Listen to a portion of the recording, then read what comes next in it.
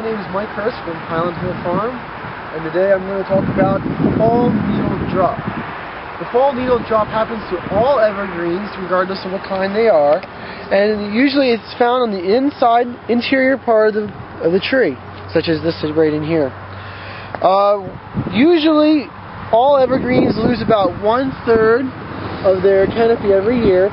Most people don't see it because it's happening on the inside part of the tree. But regardless whether it's hemlock or a holly, a cypress or an arborvitae, a spruce or any of the pisceae, they all have this fall needle drop. Usually what happens is, like again, it does fall on the inside, and sometimes when we dig it up out of the ground, they experience abnormally more fall needle drop than what they would do if they weren't in the ground. This is due because of the stress they have when they get dug up out of the ground. Since the roots have been cut when we dig them, there's not as many roots in the ground to support the foliage up top, so that the plant does not get as much water as it normally does. Therefore, the plant has to get rid of certain parts of the tree, and that's usually the interior parts. You can look at that and say, oh, it's very bad, my tree's turning brown, but it's actually a good response. It's better than having a part of the tree or a branch die off or any, like, all the lower parts dying off. It's much better than that. When a plant looks at itself and sees which part it can get rid of and which part to keep, the parts that it gets rid of is the interior parts, because it does not get as much sunlight, therefore it does not photosynthesize as much, and it doesn't create as much energy as the parts on the outside. The parts on the outside also are much more important because they are continuously growing, and they're going to be the parts where the new growth comes in for next year. So when you see fall needle drop, it's nothing major. It usually happens right after transplanting, especially in the fall, and you don't be too alarmed by it. It is a natural phenomenon, and that's all evergreens have. And sometimes it can be quite severe and scare someone, is correct, Mike? Yeah. Like down here, you could look at these trees and say, wow, that's a lot of fall needle loss or drop. And actually, the trees are fine.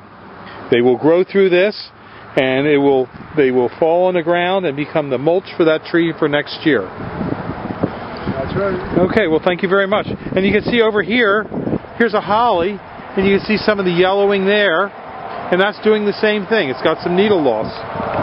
Nothing to be concerned about. We're here at Highland Hill Farm on Route 313 in Fountainville, PA. I'm Bill Hurst doing the photography. I own the Highland Hill Farm. And this is Mike Lewis of Lewis Wholesale Nursery. Mike is one of the premier growers that we use here at Highland Hill Farm. We also grow a lot of arborvitaes, but we are supplied by Mike. He's right across the street from our nursery and our operation. And Mike is an expert on raising arborvitaes. Mike went and graduated from the Longwood School in Chester County, Pennsylvania, and he's a premier grower in Pennsylvania, world-renowned grower. I shouldn't say that, but that is the truth. Everyone in northeast Pennsylvania and the eastern seaboard who raises arborvitaes and nursery stock knows Mike Lewis here. So he's well known, and he's going to talk to you today about arborvitae trimming and how to trim them properly. And these are small arborvitaes, a Zebrina, green giant, and an emerald green. Okay, Mike. All right, what you want to do with your arborvitae is, when you prune them, you want to encourage them to have a single stem. Just one stem coming up out of the middle, like right here. What you want to do is knock back some of these extra stems. Here in the Northeast, we get a lot of wet, heavy snow, and if you have too many stems, they have a tendency to pull apart. Most of the time, they'll spring back, but sometimes you might get some breakage. So what we like to do is take the head shears and knock these tips back just a little bit, which will encourage a fuller, fatter plant, as well as keeping it up into a single stem. In school, we were always taught, when in doubt, cut it out. So you always want to, don't be afraid to take a little bit of foliage off the tree. Here, none of these plants, branches will come up into a single stem anymore, or into a multiple stem. You cut them back, this stem will dominate. Here on the green giant, we're going to do the same thing. This is a fairly full plant, so we're just going to tip it back all the way around to make a nice, fat, heavy plant. On green giants, we get a lot of vigorous growth, so you always want to make sure you just knock your tips back just a little bit, because they'll stretch out because they grow so fast. And the emerald greens, it's a much fatter, fuller plant, so you don't have to shear them nearly as hard. Just tip them back, go around the plant. And again, you have a couple little stems developing here. Just trim it back, so you just have one stem coming up to the top. And that'll make a nice full plant, which is what you want. Okay. That's it. Have a good day at Highland Hill Farm. Okay, thank you very much, Mike. We'll see you.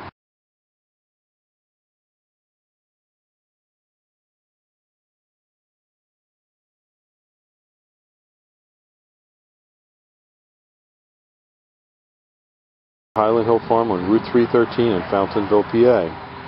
And we have a lot of other types of hollies for you. For example, that's the green luster holly. And we have more hollies, as well as boxwood, and many other kinds of trees, plants, and shrubs.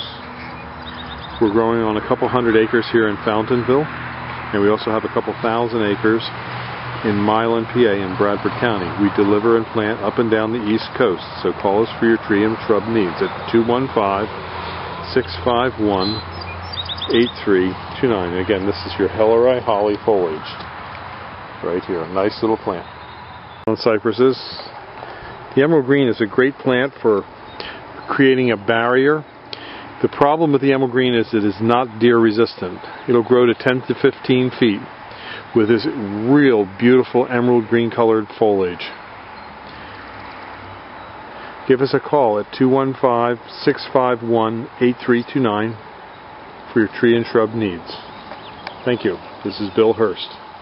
Or see us at seedlingsareus.com.